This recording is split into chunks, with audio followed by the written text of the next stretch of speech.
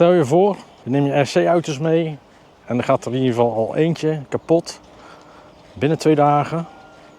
En dat zorgt ervoor dat je eigenlijk niet meer met je snelste auto kunt rijden. Ja, dat is echt wel balen. In een land waar je echt gewoon helemaal geen RC-winkels hebt. Totdat ik in de hoofdstad van Slovenië kwam, Ljubljana. Daar hadden ze dus wel een kleine RC-shopje in de buurt. RC Guru. Deze kerel heeft me echt wel goed geholpen, want hij had eigenlijk helemaal niks op voorraad van Arma. Toevallig had hij een Arma Granite nog op voorraad. Dat was volgens mij de enige die hij had op voorraad. De kleine, de Grom. Dus daar heb ik wel onderdelen van kunnen gebruiken. En zodoende heb ik mijn Arma Tijvergrom kunnen maken. Het was even gezoek en gepuzzel, maar ja, het is wel gelukt. Dus ik heb hem weer kunnen fixen. Ik zal jullie zo even laten zien wat er allemaal kapot is gegaan aan deze auto. En ook de lipo, wat daarmee mis is. En dan zullen we eventjes een stukje gaan rijden.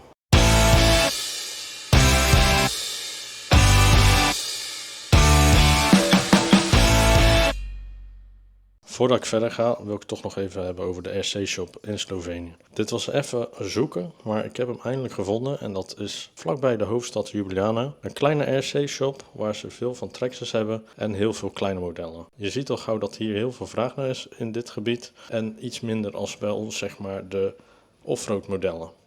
Het meest verkochte auto hier zo geeft hij aan dat dat de TRX 4M is van Traxxas. En dus niet net als bij ons de grotere modellen. Ik ben hier super vriendelijk geholpen en hij had zelf nog de Arma Granite Grom op voorraad.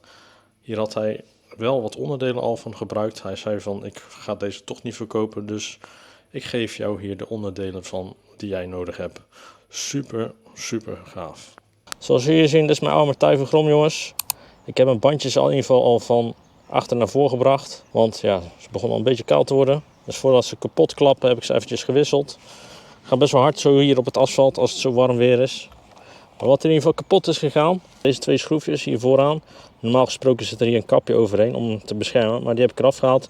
Omdat de schroefjes anders te kort waren met deze GPM frontplateje. Dus ja, het ten nadeel is dat hij dan geen bescherming meer heeft aan de voorkant. En de schroefjes ook afgebroken waren. Dus die schroefjes was ik in ieder geval kwijt. En zonder die schroefjes, ja, dan heb ik ook geen demping. En ten tweede wat er ook aan kapot is gegaan, zijn mijn stuurarmpjes. Die waren al redelijk versleten. Maar ja, kort en duur waren ze echt helemaal gebroken. Ik had ze toen besteld bij Top RC, maar ik had niet goed gekeken, maar die waren dus niet op voorraad. Dus heb ik nou deze van de Arma Granite Grom.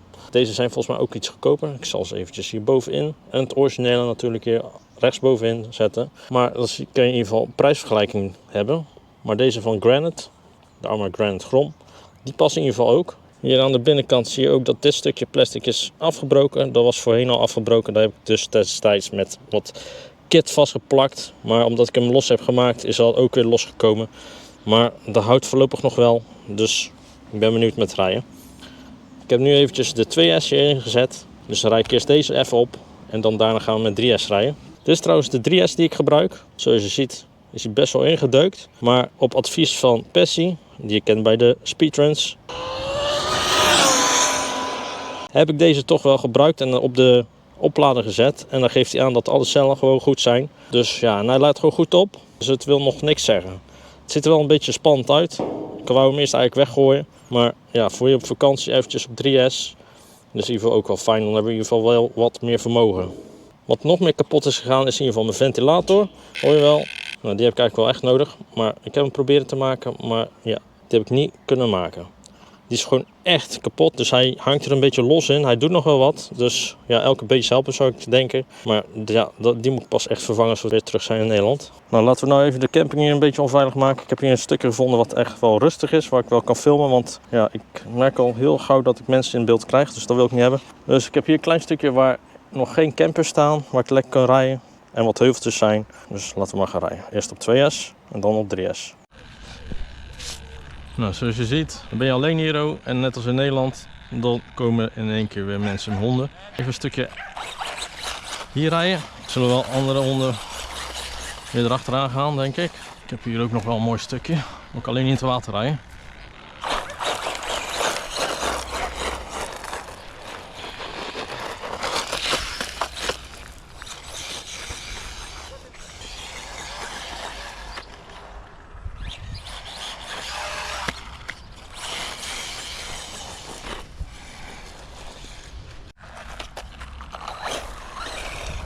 En dat hij wel snel overfit raakt, denk ik. Het is nu nog op 2S. Ik denk op 3S straks dan wordt het wel zwaar hebben.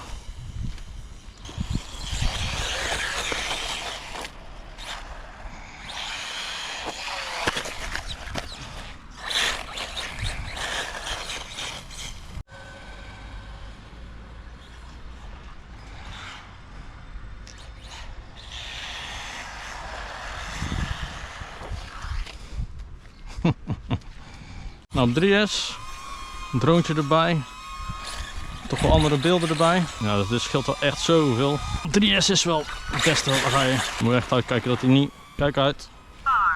Follow. 3, 2, 1. Hallo. Nou, eventjes het droontje weggehaald, is niet echt handig.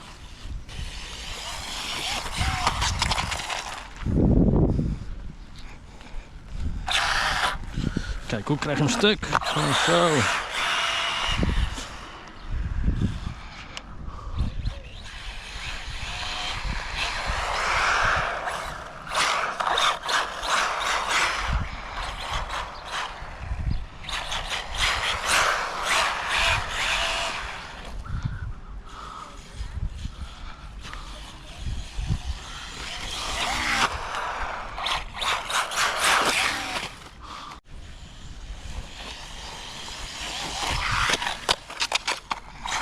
Nou, dat lukt niet echt.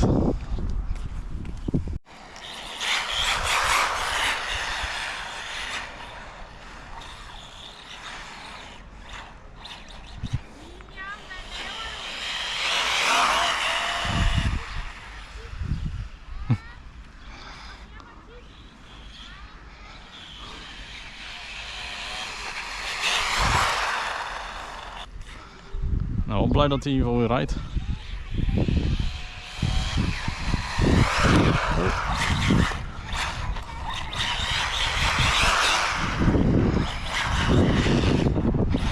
Maar hij stuurt niet meer zo lekker als dat hij eerst deed. Hij stuurt echt naar één kant de hele tijd. Lijkt nog dat er iets tussen zit. Eens kijken.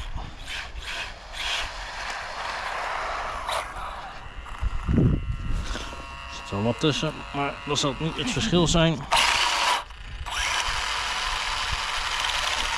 Een asje krom.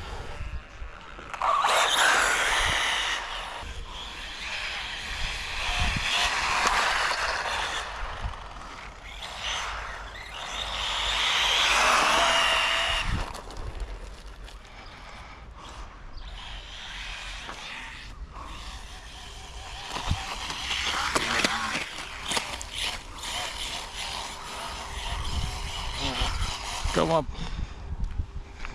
Misschien kunnen jullie ook aan mij in ieder geval uitleggen waarom die niet meer in zijn achteruit gaat op de 75 en 100%.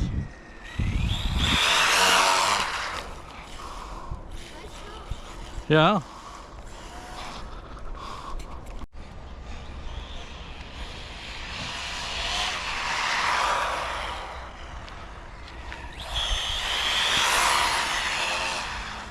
Gelijk hè. Als ik gas geef, volgens mij ligt het gewoon aan de bandjes.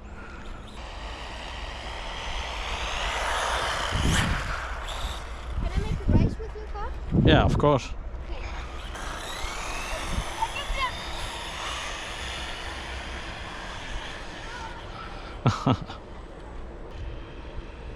Come on.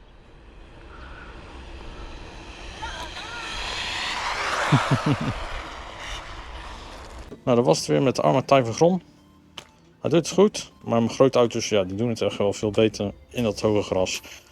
Op de weg doet het ook wel perfect. Ik merk wel dat het, ja, de rechtsvoor de band wel echt versleten is. Hij doet heel erg balloonen. Dus vandaar dat hij ook heel slecht rijdt. Ook wat heel raar is als ik hem op 50% zet of 75%, dan rijdt hij gewoon niet meer achteruit. Heel vreemd iets. Er waren ook een paar Duitse jongetjes die wilden hier mee gaan racen met een elektrische step. Maar ja, door de grootte van het ding lijkt het net of dat hij altijd heel langzaam gaat. Maar hij gaat al gauw tussen de 80 en 90 km per uur. Dus ja, met een elektrisch stepje kun je hem echt niet bijhouden. Leuk dingetje nog steeds om mee te nemen op vakantie. Maar om echt elke dag mee te nemen, ja, dan neem ik toch liever mijn grote auto's mee. Nou jongens, dat was hem weer. Ik zie jullie waarschijnlijk terug in Nederland. Misschien nog een best meeting tussendoor of zoiets. Wie weet. Tot de volgende video jongens. Yes. Down, down.